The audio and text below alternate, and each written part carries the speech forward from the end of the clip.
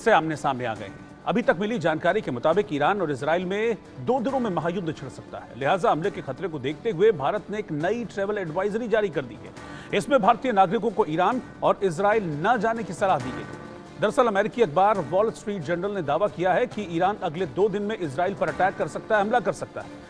Report में ईरानी अधिकारी के हवाले से यह बताया गया है कि ईरान इस बात को लेकर पूरी तरीके से तैयार है और वो कभी भी इजराइल पर हमला कर सकता है। ईरान के सुप्रीम लीडर अयातुल्ला खामनेई से हमले का प्लान उनकी तरफ से तैयार कर लिया गया है। वहीं इजराइल अपने उत्तर और पश्चिम दोनों हिस्सों में ईरान के हमले से निपटने की तैयारी भी कर रहा है। ईरान की तरफ से इजराइल पर हमले के खतरे के बीच अमेरिकी विदेश मंत्री एंटनी ब्लिंकन ने सऊदी अरब, चीन, तुर्की और कई यूरोपीय देशों के विदेश मंत्रियों से फोन पर बात की है।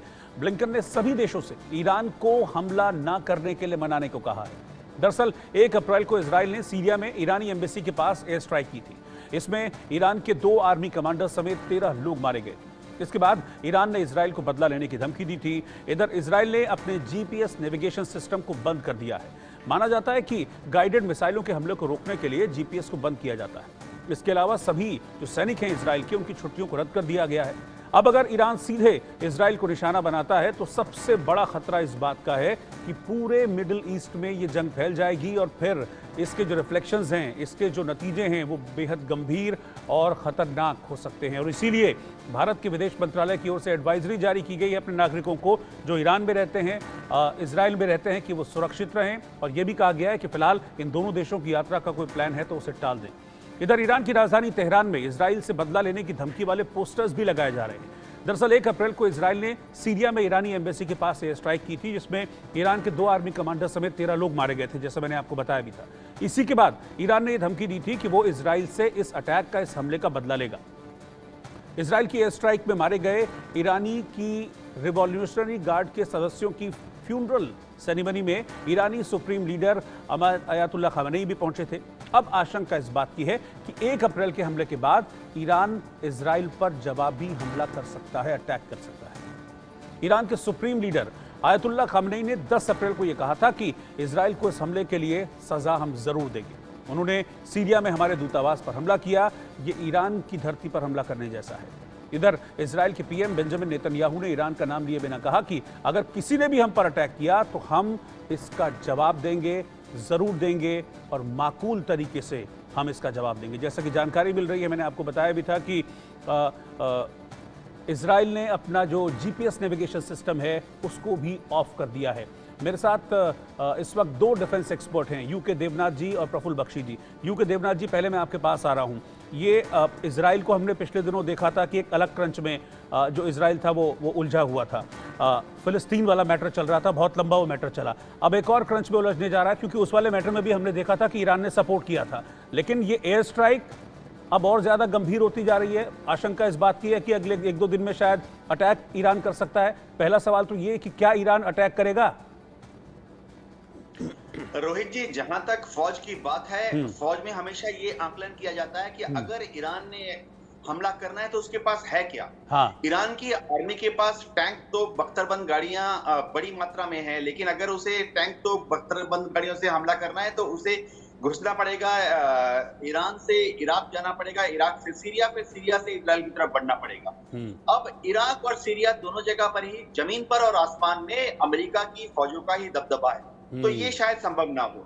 दूसरा तरीका है कि इराक अपनी नेवी को डिस्पैच करे। ईरान की नेवी जो है उसमें काफी सारे डिस्ट्रॉयर्स और फ्रिगेट्स हैं। अगर उनको इजराइल पर हमला करना है तो उनमें लॉन्ग रेंज रॉकेट्स लगी हैं, लेकिन उनको थोड़ा इजराइल के पास आना पड़ेगा, लाल सागर की तरफ। अब लाल सागर में आने के लिए उन्हें गल्फ ऑफ पर्शिया से निकलना पड़ेगा, फारस की खाड़ी से निकलना पड़ेगा, स्ट्रेट ऑफ हॉर्मुज से अडन बंदरगाह की तरफ आना पड़ेगा, लाल सागर की तरफ बढ़ के तभी वो अपने रॉकेट्स और मिसाइल्स को इजराइल पर फायर कर सकते हैं। लेकिन दिक्कत उनके लिए ये है, ईरानियन नेवी के लिए दिक्कत ये है कि अभी फिलहाल लाल सागर में और गल्फ ऑफ एडन के आसपास और स्ट्रेट ऑफ हॉर्मुज यानी पर्शियन गल्फ में भी अमेरिका की नेवी ने बड़े बड़े वॉरशिप्स डिप्लॉय किए हुए हैं, एयरक्राफ्ट कैरियर डिप्लॉय किए हैं। तो ईरान की नेवी को महज कुछ घंटे में ही डुबा देंगे। तीसरा ये चांस ये है कि ईरान अपनी एयरफोर्स को रवाना कर दे, सऊदी के आसमान से उड़ते हुए जाए, जॉर्डन के आसमान से उड़ते हुए जाए और फिर इजराइल पर हमला करे। लेकिन इसकी संभावना काफी कम है क्योंकि ईरान की जो एयरफोर्स है 1979 के बाद अपग्रेड नहीं हुई है। उनके पास अभी भी 40 साल पुराने अमेरिकन विमान है जिन्हें वो किसी तरह से डेंटिंग पेंटिंग करके उड़ा रहे हैं। इनमें से ज्यादातर जो है इतने पुराने हैं कि वो शायद इजराइल तक ना जा पाए। 1700 किलोमीटर इजराइल तक जाना पड़ेगा और 1700 किलोमीटर इजराइल से वापस आना पड़ेगा। तो शायद एक और चीज जो अमेरिका ने की है एज ए प्रिकॉशन कि ईरान के हवाई जहाज अगर आ जाए तो क्या करे कि अमेरिका ने अपने F-15 की एक स्क्वाड्रन को तैनात कर दिया जॉर्डन में। तो अगर ईरान का एक आध जहाज भूला भटका ईरान से टेक ऑफ करके सऊदी से उड़ते हुए जॉर्डन से होते हुए इजराइल की तरफ जाएगा तो अमेरिका की एयरफोर्स ने अपनी F-15 का जो बेड़ा खड़ा किया हुआ है जॉर्डन में वो उसको शूट डाउन कर देगी। तो अभी ईरान के पास सिर्फ एक ही तरीका है। ईरान के पास कुछ ऐसे ड्रोन्स हैं, ईरान के पास कुछ जमीन से जमीन पर फायर करने वाली भी मिसाइलें हैं जो कि 1700 किलोमीटर जाकर इजराइल पर गिरे। लेकिन मिलिट्री एक्सपर्ट के दौरान मैं ये बताना चाहता हूं कि इनमें बहुत छोटे हथियार लगे हुए हैं, महज 250 किलो के बम या 500 किलो के बम। इसमें किसी में भी न्यूक्लियर हथियार नहीं लगे हुए हैं। तो ऐसे में एक 250 किलो के बम से या 500 किलो के बम से इजराइल को फौजी तौर पर कोई खास नुकसान होने वाला नहीं है। जी ठीक है, मैं प्रफुल्ल बख्शी जी के पास चल रहा हूं। प्रफुल्ल जी, अगर जिस तरह की संभावना अभी बन रही है, अभी पता नहीं कि एग्जैक्टली ऐसा होता है नहीं है, लेकिन ईरान की तरफ से धमकी दी गई है, वॉल स्ट्रीट जर्नल भी इस बात को छाप रहा है कि भाई अगले 24 से 48 घंटे बहुत इंपॉर्टेंट हैं और ईरान हमले की पूरी तैयारी कर रहा है। अगर ये अटैक होता है, ये दोनों देश आपस में भिड़ते हैं, तो फिर रेस्ट ऑफ द वर्ल्ड पर इसका क्या असर पड़ेगा? क्योंकि डरा तो अमेरिका भी है, इस हमले को लेकर चिंतित है अमेरिका भी।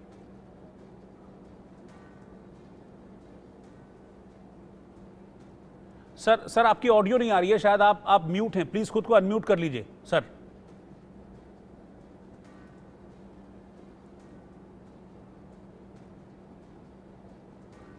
नहीं सर, अभी भी मुझे आपकी आवाज नहीं आ रही।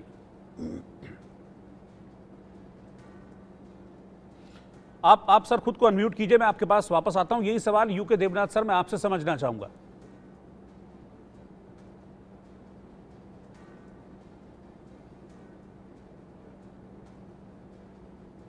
सर आपकी भी ऑडियो म्यूट है। देवनाथ सर आपकी भी ऑडियो नहीं आ रही, एक बार चेक कर लीजिए प्लीज।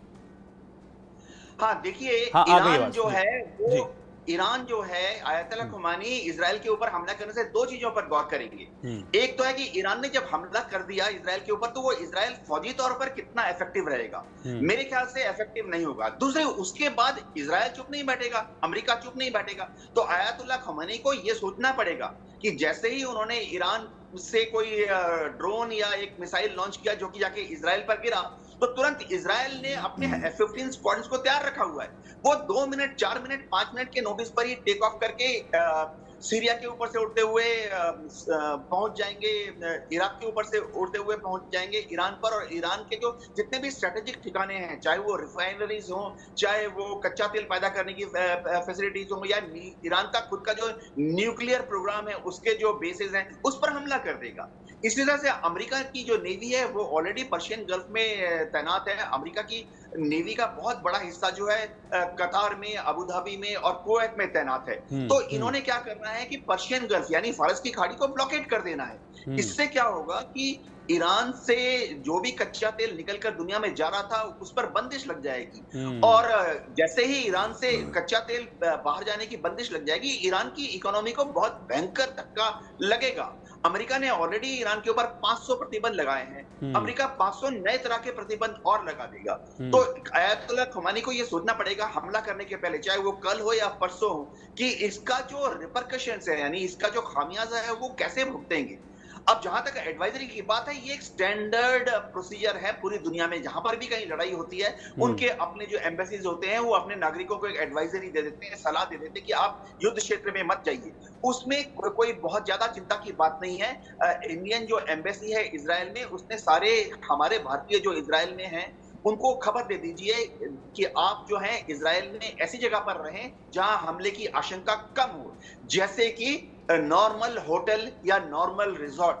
हमारे भारतीयों को जो ईरान में है उनको भी खबर दे दी गई है हमारे एम्बेसी के द्वारा कि आप ईरान में उनकी ऑयल रिफाइनरी से दूर रहिए, ईरान में हमारे जो भारतीय हैं वो उनके न्यूक्लियर पावर प्लांट से दूर रहें, और ईरान में हमारे जो भारतीय हैं उनके हवाई अड्डे और उनके पोर्ट्स, हार्बर्स, बंदरगाहों से दूर रहें। क्योंकि अगर यूएसए इजराइल ने काउंटर जवाब में काउंटर स्ट्राइक की तो इनका इजरायली एयरफोर्स का टारगेट ही ये होगा ईरान के न्यूक्लियर ठिकाने, ईरान की पेट्रोल तेल के कारखाने और ईरान के बंदरगाह और एयरपोर्ट। जी ठीक है, मैं प्रफुल्ल बख्शी जी के पास चल रहा हूं। अब प्रफुल्ल सर, मैं आपसे ये जानना चाह रहा हूं कि सवाल ये है कि क्या ईरान इस वक्त इस सिचुएशन में है, धमकी दे रहे हैं खामनेई कि हम 48 घंटे में इसका जवाब देंगे, लेकिन क्या ईरान इस सिचुएशन में है कि वो इजराइल पर अटैक करे? क्योंकि पिछले कुछ सालों में हमने देखें तो इजराइल ने खुद को बहुत मजबूत किया है सामरिक दृष्टि से, और मैं हथियारों के मामले में बात करूं, डिफेंस सिस्टम की बात करूं, खुद को बहुत साउंड इजराइल ने बनाया है। तो इतना आसान नहीं होगा इजराइल के लिए, ईरान के लिए ये अटैक कर देना। जी सर, सर आ रही है आपकी आवाज। सारी बात ये है, मेरे को एको आ रही है, आप एको हटा सकते हैं तो आप प्लीज हटा दीजिए। ठीक, आप बोलिए सर, मैं बोलता हूँ ठीक कर दीजिए। जी, सारी बात ये है कि जो ज्योग्राफिकल लोकेशन है, लड़ाई उस पर डिपेंड करती है। बिल्कुल, लड़ाई का मतलब ये नहीं कि आप एयर अटैक करिए। अगर आप चाहे एयर अटैक करके इजराइल के सारे टारगेट भी डिस्ट्रॉय कर दें, फिर भी जीत आपकी नहीं होगी जब तक आपकी आर्मी रियल एस्टेट को ऑक्यूपाई नहीं करती। अब आपको देखिए किस रूट पे जाएंगे, कैसे इजराइल, कैसे ईरान कैसे पहुंचेगा। वो उसकी नेवी इतनी तगड़ी है ही नहीं कि वो वहां तक पहुंच सके। और आपको पता है जो ट्रीटी अमेरिका और इजराइल के बीच में है, उसकी तहत कोई भी नेवी इजराइल पे अटैक नहीं कर सकती जब तक कि अमेरिकन नेवी उसकी एड में है। और सेकेंडली, उसके जो मिसाइल्स आएंगी, मिसाइल्स के वॉरहेड कितने होते हैं, 500 किलोमीटर, मैं 1500 किलोग्राम, 1500 किलोग्राम के भी होंगे। जब तक वो न्यूक्लियर नहीं होंगे तो एक या दो बिल्डिंग ही डिस्ट्रॉय होंगी। 1000 पाउंडर बॉम्ब या 2000 पाउंड बॉम्ब क्या डिस्ट्रॉय करता है? गड्ढे बनाता है। तो उसे कोई फर्क नहीं पड़ेगा, चाहे कितने भी आप ड्रोन भेज दीजिए, वो इरिटेंट होंगे, बट वो कुछ जीत नहीं हासिल कर पाएंगे। बात सब सिंपल चीज ये है कि इजराइल ये सिर्फ इस यहीं नहीं रुकेगा। इजराइल अपना जो उसकी है इनडायरेक्ट अटैक शुरू कर देगा।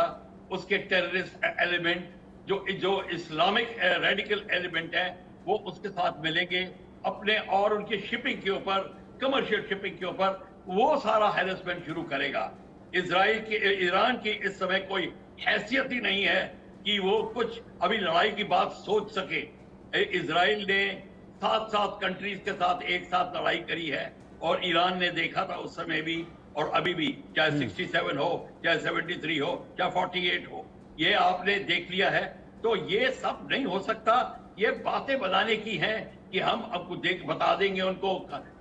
हाँ, और इनडायरेक्टली जरूर करेंगे एयरपोर्ट्स के ऊपर जहां इजरायली लोग बैठे हों, जहां पे उनके सोल्जर्स हों, उन पे अटैक करना, उनके सिविलियंस पे अटैक करना, ये काम जारी रहेगा। और इस काम को वो ज्यादा तवज्जो देंगे। और ईरान को पता है सारी दुनिया की नजरें उनके ऊपर हैं। अगर उन्होंने ह्यूमैनिटेरियन लॉज को हनन करने की कोशिश करी तो सारी की सारी दुनिया उनके ऊपर पत्थरों की तरह गिरेगी। तो ईरान वो चांस ही नहीं ले सकता। तो आप बताइए ना, उसके फाइटर एयरक्राफ्ट जो है वो, आप जैसे देवनाथ ने बिल्कुल ठीक बताया, जब शाह गिरा था उसके साथ उस समय उनके F-14 टॉमकैट वगैरह थे, वो सारे के सारे आउट ऑफ डेट है। और जो भी उसके बाद कोई एयर टू एयर रिफ्यूजल नहीं है कि उनके जहाज वहां पे पहुंच के वापस भी ले जा सके अपने फाइटर्स को। लॉन्ग रेंज मिसाइल्स मैं मानता हूं इजराइल के पास है और ईरान के पास है, वो लॉन्ग रेंज मिसाइल से जरूर अटैक करेगा, पर उससे इजराइल की हार नहीं होगी, इरिटेट होगा। 2-3 या 50, 60, 70 लोग मर जाएंगे, वो हो सकता है, पर उसके आगे ईरान नहीं कुछ कर सकता। Iran long term harassment through economic methods, through shipping methods, वो टेररिज्म, ये सारे के सारे अपनाएगा, और ये इसमें Israel is capable of handling. तो इस समय ये घबराने की बात नहीं है ठीक कि है। आपने वार्निंग इशू कर दी।